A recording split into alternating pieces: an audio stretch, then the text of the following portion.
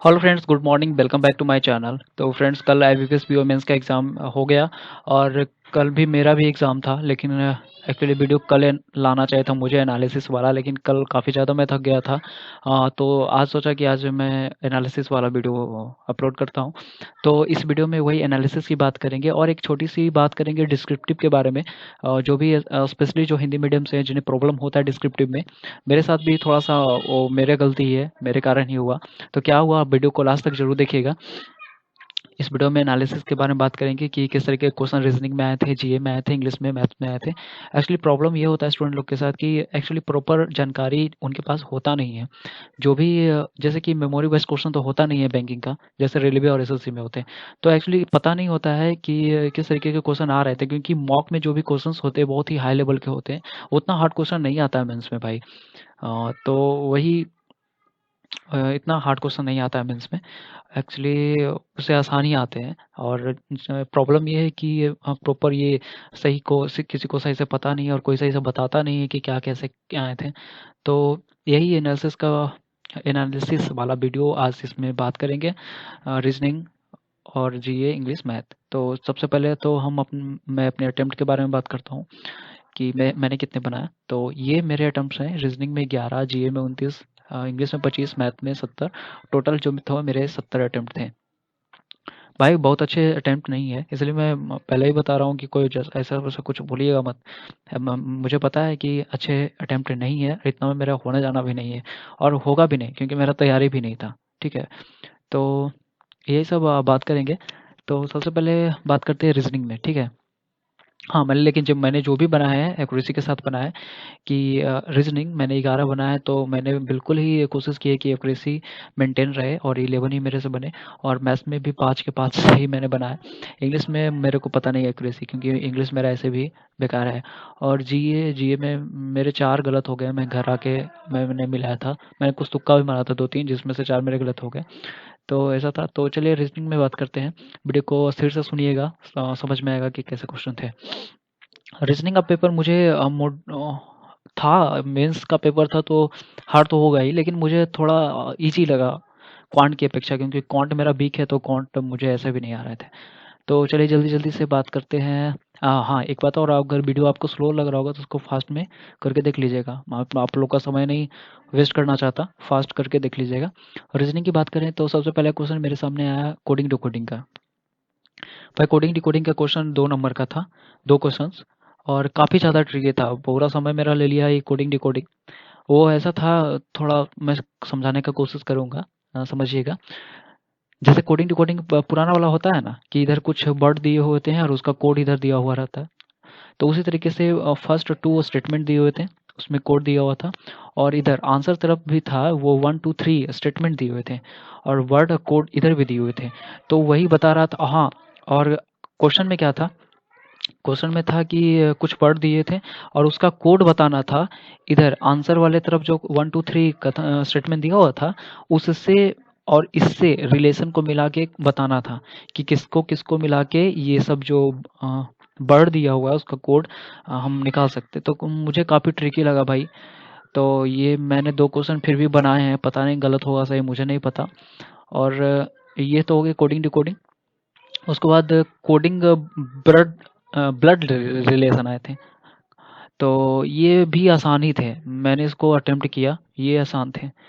थोड़ा बैकग्राउंड में नॉइस आ रहा होगा तो आई एम सॉरी, घर पे हूँ तो बगल में गली है तो आवाज़ आता आते रहता है।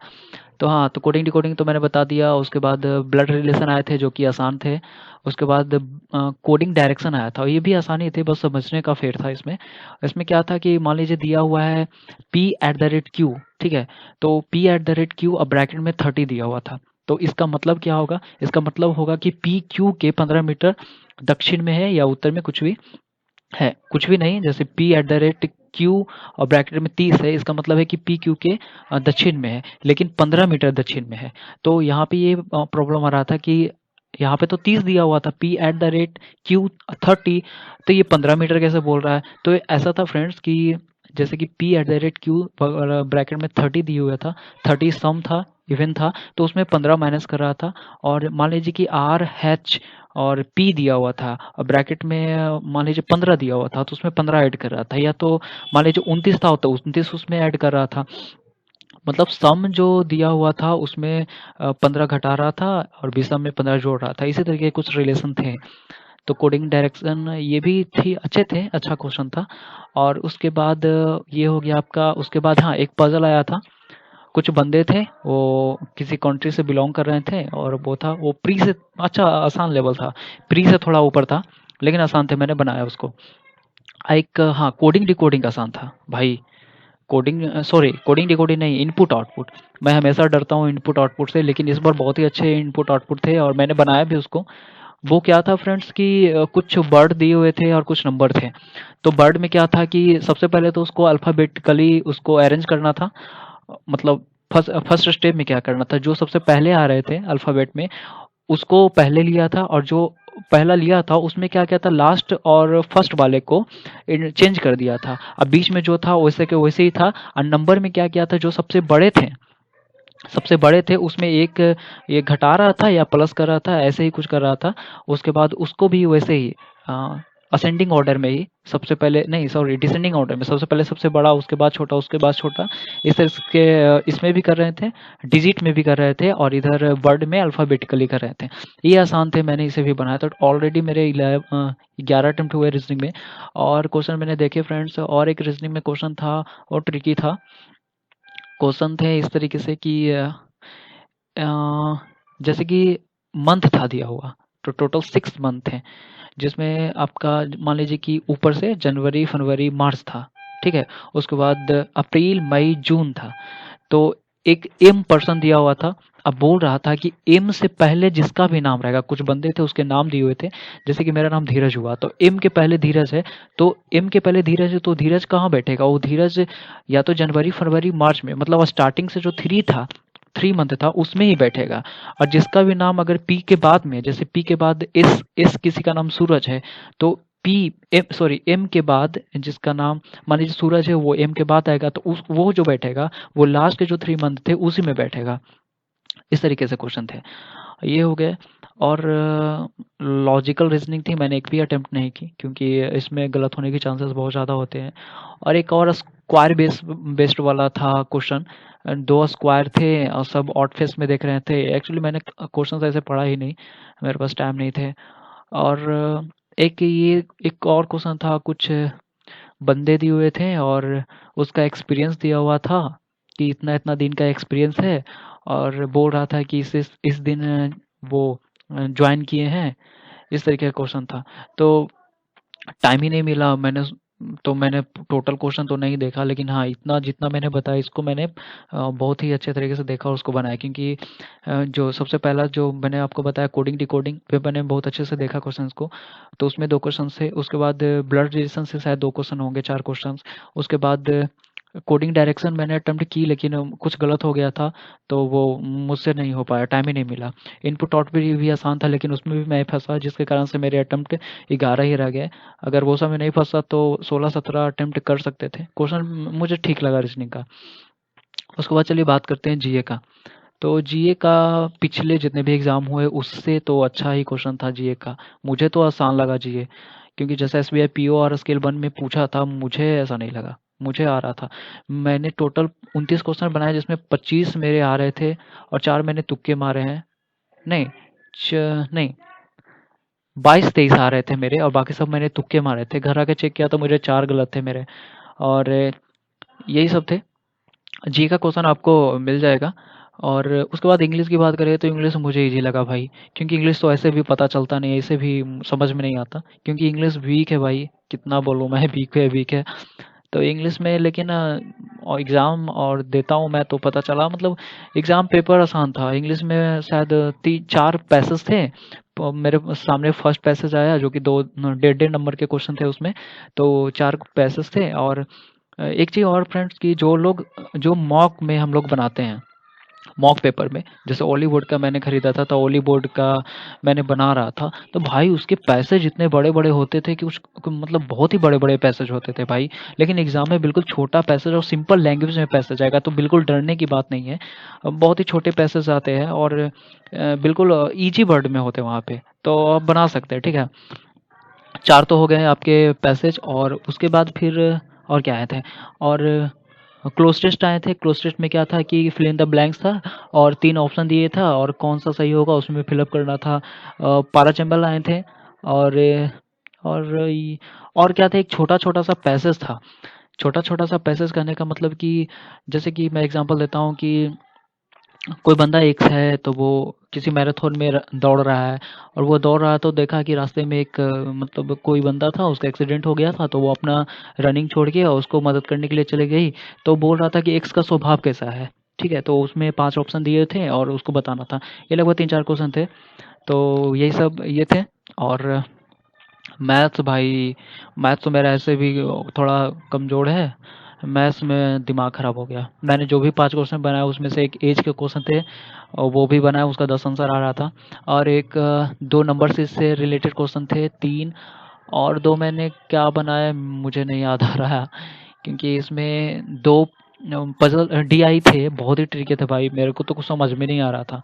एक दिया हुआ था कि ABCD है, और उसमें मैनेजर का संख्या दिया हुआ था, लेकिन मैनेजर ये नहीं पता कि वो वोमेन थी या मेन था, और इधर परसेंटेज दिया हुआ था मैनेजर, महिला मैनेजर का।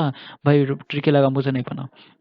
एक और डीआई था, वो 2 सर्किल था, उसमें से टोटल कुकीज़ था, टोटल कुकीज़ था। हाँ, टोटल कुकीज़ था, उसका संख्या दिया हुआ था। 1 मिनट फ्रेंड्स। हाँ भाई, उधर बहुत आवाज़ आ रहा था। तो हाँ, मैं बता रहा था वो डीआई में 2 आए थे सर्कल बेस्ड, जिसमें से एक सर्कल में टोटल कुकीज़ था और उसका परसेंटेज दिए हुए था, ABCD था। और परसेंटेज कैसे दिए हुए थे भाई, उसमें M+N%, M% इस तरीके से परसेंटेज थे, प्रॉपर डिजिट में नहीं थे। और दूसरा जो सर्कल था, उसमें से सिर्फ ए और बी के उसे ही दिए हुए थे, N%, N+1 इस तरीके से थे, और बाकी जो 3 थे उसमें 20%, 30%, 40% दिए हुए थे परसेंटेज। और इधर नीचे नोट में दिया हुआ था ए और बी जो है, ए और बी में बटर कुकीज की संख्या 100 क्रमशः 110 और इतना, इस तरीके से मतलब कि एक सर्किल टोटल कुकीज का परसेंटेज दिया हुआ था कि कितना कितना परसेंट है ABCD में। एक में चॉकलेट कुकीज का था, सॉरी, दूसरा जो सर्कल था, पाई चार्ट था, उसमें टोटल चॉकलेट कुकीज के परसेंटेज दिए हुए थे, जिसमें ए बी के थे N%, N+1% ऐसे, बाकी 3 में डिजिट में परसेंटेज दिए हुए थे, और नीचे नोट में दिया हुआ था कि ए और बी में बटर कुकीज के संख्या कम से इतना इतना है। इस तरीके के क्वेश्चन थे। और एक और पजल थे, वो सबको डुएबल लगे, मेरे से नहीं बने भाई। वो कुछ संख्या दिया हुआ था, शिक्षित पुरुष, शिक्षित अशिक्षित पुरुष, और महिला, इस तरीके से क्वेश्चन आए थे, तो मुझसे नहीं बने।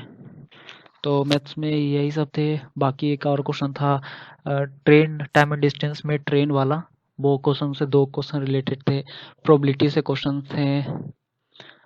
और एक और कैसलेट था जिसमें ए बी दिया हुआ था, और लड़का लड़की उसमें थी, और ए बी में, और उसी पे बेस्ट क्वेश्चन था कैसलेट का। इस पे भी बहुत समय दिया भाई, मेरे से नहीं बना।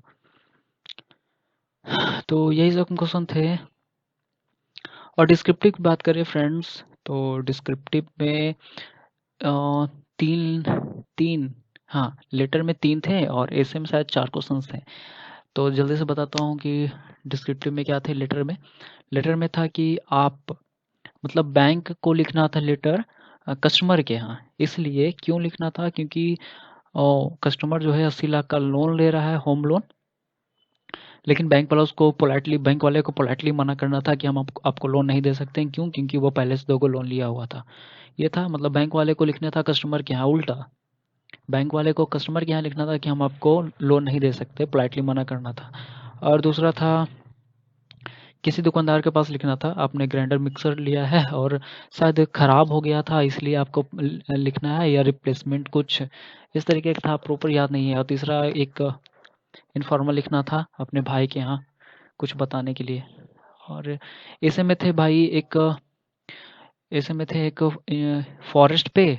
फॉरेस्ट में मतलब कि क्या इकोनॉमिकल एडवांटेज हो सकता है, मतलब क्या कंट्रीब्यूशन हो सकता है फॉरेस्ट का हमारे इंडियन इकोनॉमी में, शायद इस तरीके से थे भाई, याद नहीं है। और एक थे advantage of work from home, मतलब हाँ, एडवांटेज लिखना था वर्क फ्रॉम होम पे, ये ऐसे थे और दो मुझे नहीं याद है। और भाई मुझसे गलती क्या हुई, मैंने जैसे कि बिल्कुल ऐसे का प्रैक्टिस करके ही नहीं गया था, मैं बस लेटर याद करके गया था बैंक मैनेजर वाला, बिल्कुल मैं ऐसे का प्रैक्टिस करके ही नहीं गया। और मैंने खुद अपने वीडियो में बताया था कि हो सकता है वर्क वर्क फ्रॉम होम पे आ सकता है वीडियो, तो लेकिन मैंने खुद ही ध्यान नहीं दिया भाई, और बहुत ही गंदा डिस्क्रिप्टिव दे के आया हूँ, बहुत ही ज़्यादा गंदा। तो ये प्रॉपर एनालिसिस था, अगर आपका कोई भी डाउट है तो आप कमेंट ज़रूर कीजिएगा, मैं ज़रूर रिप्लाई करूँगा। वीडियो देखने के लिए आप लोग का बहुत बहुत धन्यवाद। Thank you.